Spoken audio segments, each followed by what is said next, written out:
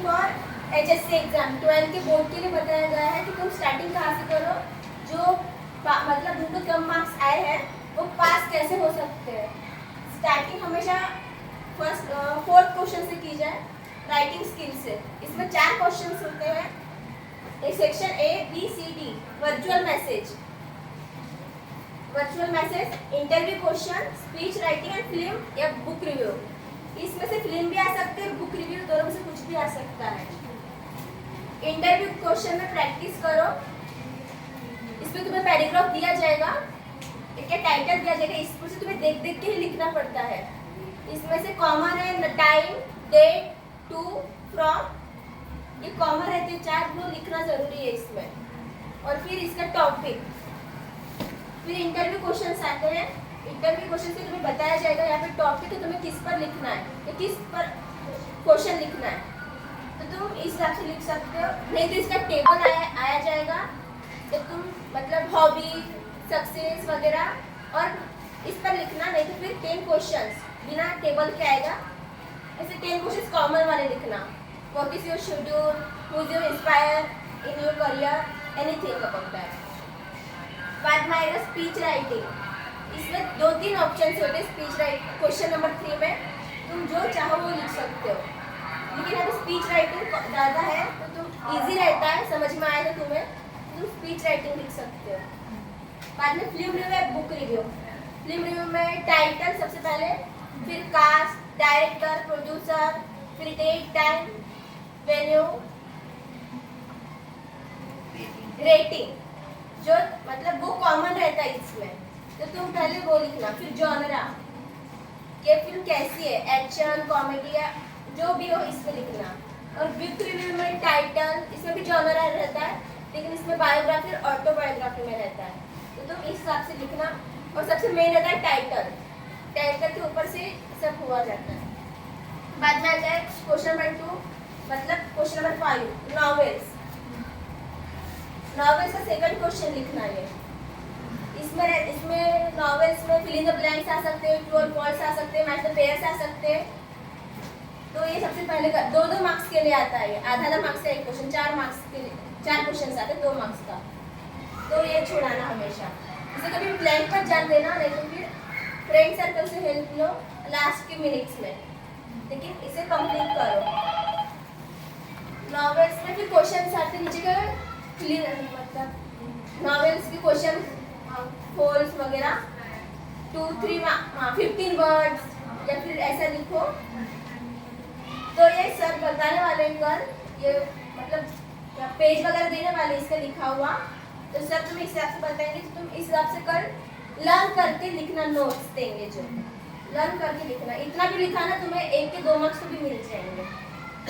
इसमें तुम आराम से 2-2 तो भी लिखा ना, इसमें तुम्हें होता है 16 मार्क का होता है ये राइटिंग स्किल, लेकिन इसमें तुम आराम से 6 मार्क्स तो भी ले सकते हो। तुमने थोड़ा थोड़ा तो भी लिखा, तो ये आराम से हाँ पोएट्री नहीं नॉवेल्स मार्क्स का भी रहता है, 16 मार्क्स का रहता है। इसमें तुमने आराम से 6-7 मार्क्स तो भी तुम नॉवेल्स में भी ले सकते हो। तुमने किया तो राइटिंग्स की मतलब इस पर क्वेश्चन पर ध्यान दे दो, और ट्रू और फॉल्स वगैरह मतलब पूछा वगैरह किसी से तो आराम से ले सकते हो। बाद में पोएट्री अप्रिसिएशन आया, ये भी 4 मार्क्स का रहता है अप्रिसिएशन। इसमें फर्स्ट रहता है टाइटल, राइटर का नाम लिखो, बाद में इस स्टोरी में क्या बताया गया है, figure of speech. 3 figure of speech common रहते हैं इसमें, एलिटरेशन, मेटाफोर और इन्वर्जन, ये 3 कॉमन रहता है। ये 3 आधा मार्क्स पकड़ के 1 मार्क्स बनता है। तुम्हें 3 भी लिखा ना तो तुम्हें 1.5 या 2 मिल जाएंगे, 4 लिखा तो भी तुमने। फिर 5th क्वेश्चन आता है, 4 कंपोज लाइन। ये अपना एक अब तुम्हें क्या बोलते हैं पोएम दी जाएगी, हाँ क्या बोलते पोएम कंपोज करनी पड़ेगी। तुम्हें अपने हिसाब से कर सकते हैं, क्योंकि इसमें अपने हिसाब से होता है, तुम जो लिख चाहो वो लिख सकते हो। इसमें तुम्हें मार्क्स देंगे ही देंगे, 2 मार्क्स तो भी मिलेंगे तुम्हें। हाँ वर्ड से रिलेटेड, यहाँ पे पीछे आगे वर्ड्स दिए जाएंगे, इससे हिसाब से लिखना। फिर होता है वो सेक्शन, हाँ, summary writing and mind mapping. Summary writing वो अपने टेक्स्ट बुक में से नहीं होती, वो बाहर से आती है। हाँ, या राइट, आंसर पैसेज होता है, ये सॉल्व करना समरी राइट। और फिर इसमें समरी लिखना छोटी सी, कभी भी समरी बड़ी नहीं लिखना, एक पेज से ज़्यादा 5, 6 या 8, 9 पेजेस मतलब लाइन्स की लिखना, और ऊपर यूजफुल टाइटल देना। टाइटल तुम्हारा अच्छा रहा, मेन रहा, तो तुम्हें आराम से वो 1 मार्क्स तो भी टाइटल का ही देगा। बाद में आता है माइंड मैपिंग। माइंड मैपिंग भी इजी रहता है, बस इसको टॉपिक को समझो क्या किस पर दिया गया है और इस हिसाब से लिखो। फिर लास्ट एनी राइट, हाँ, फिर सबसे आखिरी में लिखो। हम क्या करते, सबसे पहले पैराग्राफ लिखते ना, ए एंड बी क्वेश्चन, तो सबसे आखिरी में ए और बी क्वेश्चन लिखो, क्योंकि अपने को पता है बुक के होते हैं सारे पैराग्राफ, और इसमें अपने को ढूंढना पड़ता है सब कुछ, पर्सनल रिस्पॉन्स वगैरह, और इसमें अपने सबसे ज़्यादा टाइम जाते हैं, क्योंकि ये अपने को पता नहीं होते हो कैसे कैसे नहीं। इसको आराम से अपन इसको 10 मिनट तो भी लगते हैं एक लिखने को, 5 से 10 मिनट लिखते पर्सनल रिस्पॉन्स लिखने को, तो 3 से 4 मार्क्स का होता है ना ये। तो फिर सबसे आखिरी में ए सेक्शन और बी सेक्शन किया जाए, और फिर सबसे आखिरी में आता है do not leave any blank question, एक भी ब्लैंक कोई भी क्वेश्चन नहीं छोड़ना। नहीं आता है ना तो भी कुछ भी लिखो, इंग्लिश के टेक्स्ट बुक में से, मतलब जो भी तुम्हें याद आता है, रिलेटेड आता है जो, वो लिखो, लेकिन छोड़ना नहीं, क्योंकि ब्लैंक इस पर आधा मार्क्स तो भी मिल सकता है ना।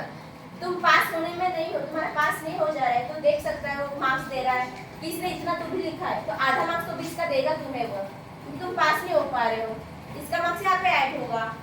नहीं लिखा तो भी थोड़ा थोड़ा 2-2 लाइन 3-3 लाइन लिखो, लेकिन लिखो इस पर से। Personal response your question, do right a personal response opinion question.